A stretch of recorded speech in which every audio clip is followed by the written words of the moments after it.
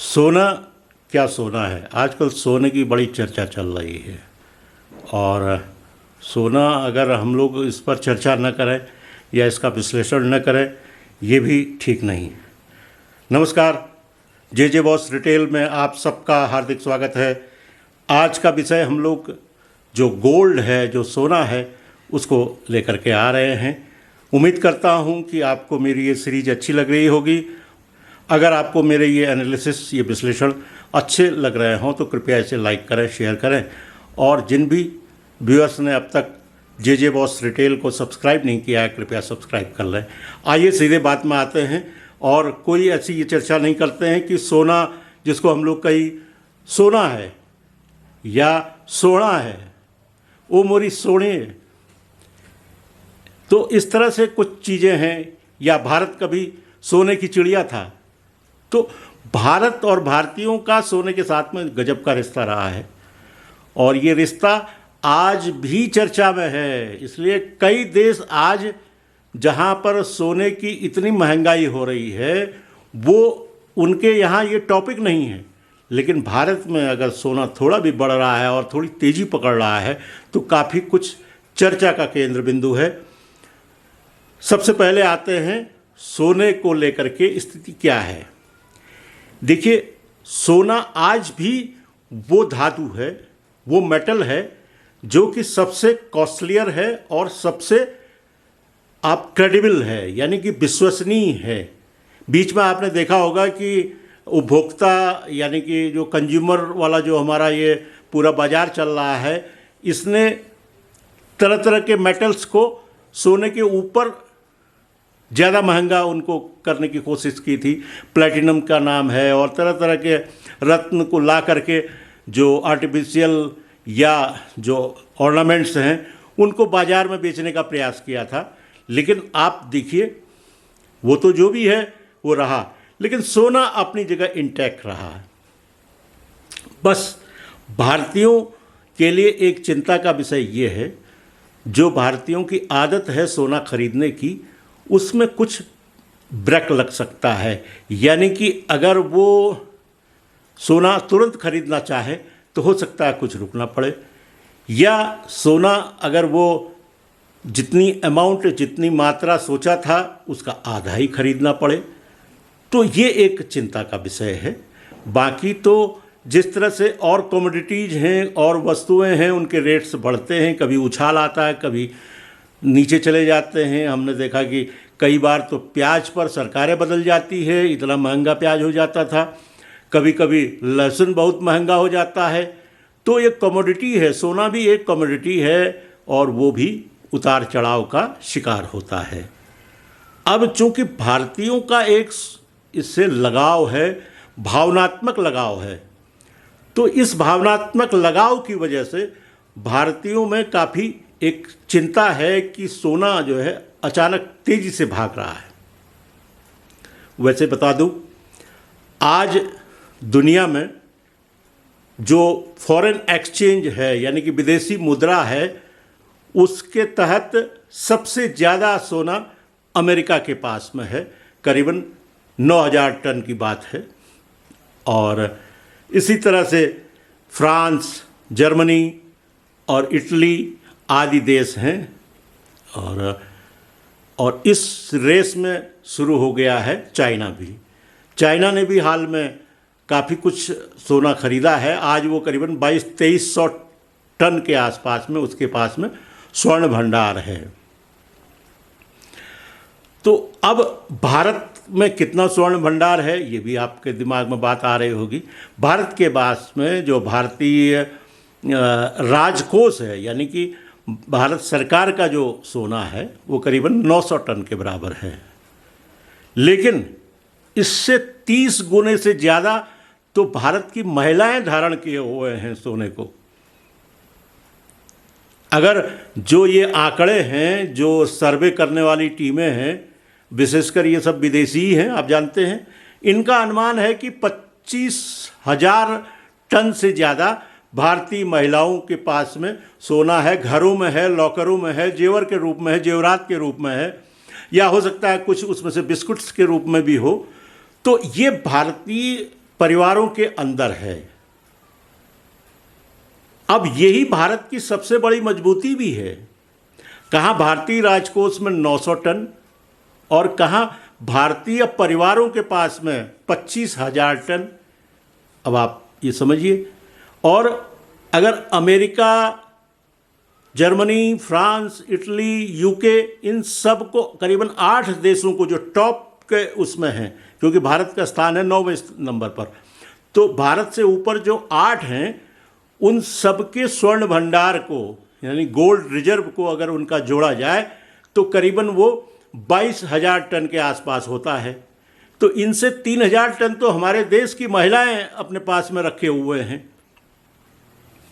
आज सोने का रेट कम ज़्यादा हो रहा है, उसकी वजह क्या है? कह रहे हैं कि चीन या कई और देश जो डॉलर को अपने ट्रैक से हटाने की कोशिश में हैं, वो अपने यहाँ गारंटी लेने के लिए, अपनी मुद्रा की गारंटी लेने के लिए उतना सोना खरीद के रख रहे हैं। तो इसमें इधर चीन ने ज़बरदस्त खरीद की है और भारत ने 2014 से अब तक यानी कि 2025 अक्टूबर तक करीबन 150 टन खरीदा है। भारत धीरे धीरे स्लोली खरीद रहा है ताकि यहाँ का जो घरेलू मार्केट है इसमें कोई जंप ना आए, फ्लेक्सिबल न रहे, लेकिन खरीद रहा है। 750 टन से वो 900 टन के आसपास पहुंच चुका है जो भारतीय उसका जो गोल्ड रिजर्व है। तो अब हम बात करें कि स्वर्ण भंडार के लिए अचानक ये जो प्रेम जगा है लोगों का, वो हमारे भारतीयों ने तो सदियों पहले पहचान लिया था। लोग सोचते थे कि भाई ये भारतीय लोग हैं और जेवर बना करके इससे फ़ायदा क्या है। बीच में आपने देखा होगा 2008 के बाद से एक अंतर्राष्ट्रीय साजिश भी चली थी कि भारत में जो परिवारों के अंदर जो सोना रखा हुआ है उसको वो नॉन प्रोडक्टिबल है, उसका कोई उत्पादक नहीं है, वो यानी उससे कुछ रिटर्न नहीं मिल रहा है। इसलिए जो है उसको आप मेन फ्लो में लेके आइए, मेन स्ट्रीम में लेके आइए, उस सोने को आप बाज़ार में लेके आइए। लेकिन ये प्रयास भारतीयों का अपना जो स्वर्ण प्रेम है उसने सक्सेस नहीं होने दिया, उसने इसको सफल नहीं होने दिया। और उसका नतीजा ये है कि आज भी हमारे परिवारों में ये सोना बचा हुआ है। पहली चीज़, कुछ बैंकों ने कोशिश की आप सोना रख करके आप कोई चीज़ खरीदिए, वो विशेषकर उसमें दक्षिण भारतीय बैंक हैं, दक्षिण भारतीय एजेंसियां हैं, वो ये प्रयोग करती हैं। और दक्षिण भारत में सबसे ज़्यादा सोना पहना जाता है, सबसे ज़्यादा स्वर्ण घरों में है वहाँ पर। तो अब ये समझिए कि आज के तारीख में ये जो देश अपने पूरी अर्थव्यवस्था को स्थायित्व देने के लिए या स्टेबल रखने के लिए अगर सोना खरीद रहे हैं, तो हमारे भारतीय परिवारों ने अगर सोना खरीद के घर में रख रखा है तो ये तो बहुत ज़्यादा समझदारी है, बहुत पहले से समझदारी है। उसी का नतीजा ये है कि जब जब आर्थिक मंदी आई है, भारत मजबूती के साथ खड़ा रहा है।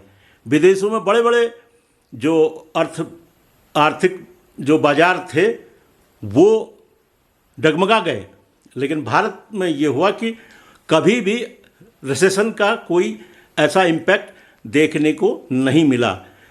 विदेशी लोग यही चाहते थे, जो विदेशी एजेंसियां हैं, वो जो एडवाइजर्स हैं और जो भारत में विदेशों में पढ़ाई करके आए हुए लोग हैं, वो भी इस बात को पौंगापंथी साबित करने में थे कि घर के अंदर सोना रखना उचित नहीं है, वो नॉन प्रोडक्टिव है।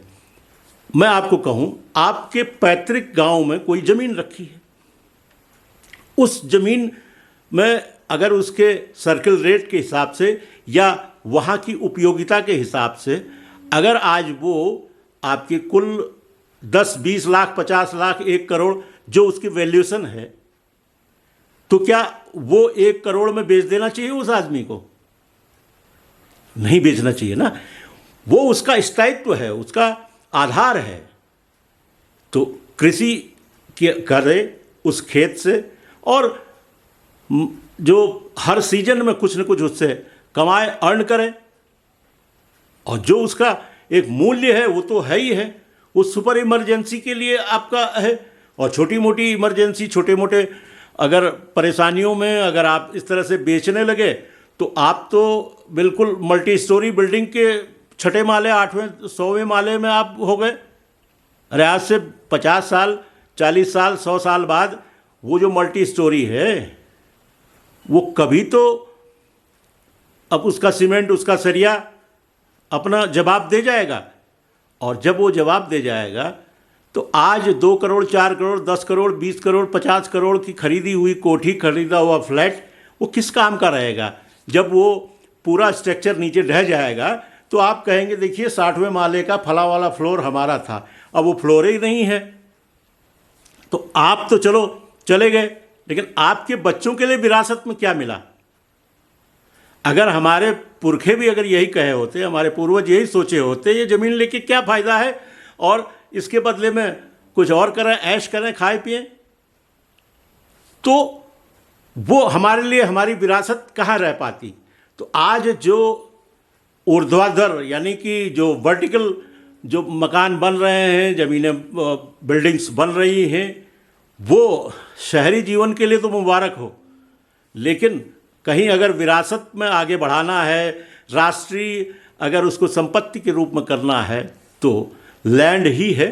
इस पर सरकार को कुछ कानून बना करके एक सर्टेन एरिया को उसको बनाना चाहिए और शहर का विस्तार उसी तरह से करना चाहिए। ये जो वर्टिकल ऊपर जो ऊर्ध्वाधर जो विकास हो रहा है, मल्टी स्टोरीज बन रही हैं और स्काई स्क्रबर्स बन रहे हैं, लेकिन ये उन देशों के लिए ठीक है जैसे जापान है, सिंगापुर है, वहाँ पर तो ठीक है। लेकिन अगर हम कहें कि अमेरिका बना रहा है मल्टी स्टोरीड, तो ये तो देखिए देखा देखी है, अमेरिका का तो 10 या 15% जो भूमि है वो आबाद है, बाकी तो वहाँ पर दूर दूर तक इंसान नहीं दिखता है। ऐसे ऑस्ट्रेलिया की बात है, ऐसे कनाडा की बात है। ये जो बना रहे हैं ये देखा देखी बना रहे हैं। भारत के पास थोड़ा सा दबाव है, लेकिन अब इसमें भारतीय जो अपनी व्यवस्था है, भारत सरकार है, राज्य सरकारें हैं, इनको सोचना चाहिए आगे के लिए। हमारी पीढ़ियां आज जो अर्न कर रही हैं, आज कमा रही हैं, वो पैसा लगा दे तो उनकी आने वाली दूसरी तीसरी पीढ़ी के लिए क्या मिलेगा? इनके पितरों का, इनके पूर्वजों का, इनके एंसेस्टर्स का दिया हुआ क्या मिल पाएगा? तीसरी पीढ़ी में तो वो हवा हो गया। फिलहाल जो हमारे पूर्वजों ने सोने के प्रति अपना प्रेम दिखाया था, आज वो हम लोगों के काम आ रहा है, धीरे धीरे आएगा। अभी स्वर्ण जो बाज़ार है यानी कि गोल्ड मार्केट में काफ़ी फ्लेक्सिबल है। किस दिन ये करेक्शन करेगा यानी कि थोड़ा सा कम होगा, अपने स्थायित्व को धारण करेगा, स्टेबल होगा, वो कहना अभी बहुत आसान या बहुत सहज नहीं है।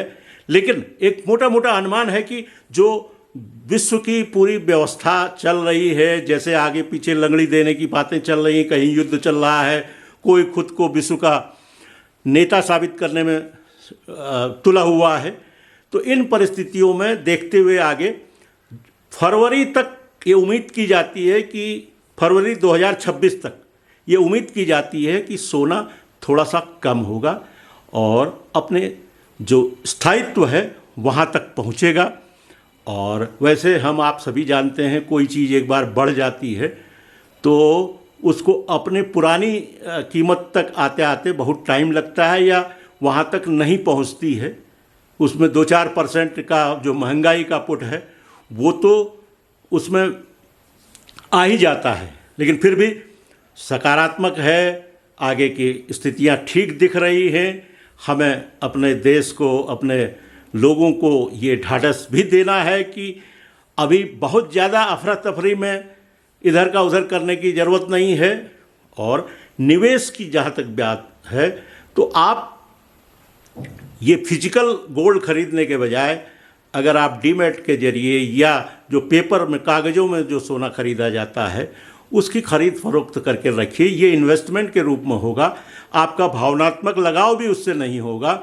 और वो कागज़ आया था, कागज़ में बिक गया, ये आप उसके लिए कर सकते हैं। और सोना लेकर के घर में रखें तो वो जो है थोड़ा सा भावनात्मक लगाव आपसे कर देता है। आप बेचने जाते हैं तो तरह तरह की परेशानियां भी होती हैं। तो फिलहाल आप भी समझ गए होंगे कि जो ये परिस्थितियां चल रही हैं कई देशों में, इसका सोने पर क्या असर पड़ा।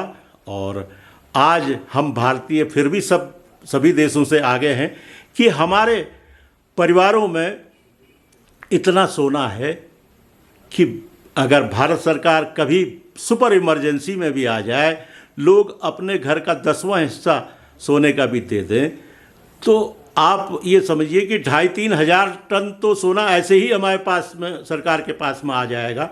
एक बार पहले हो चुका है, 1965 में जब भारत पाकिस्तान युद्ध हुआ था, लाल बहादुर शास्त्री जी ने अपील की थी तो लोग, महिलाएं अपने जेवर लेकर के आ गई थी।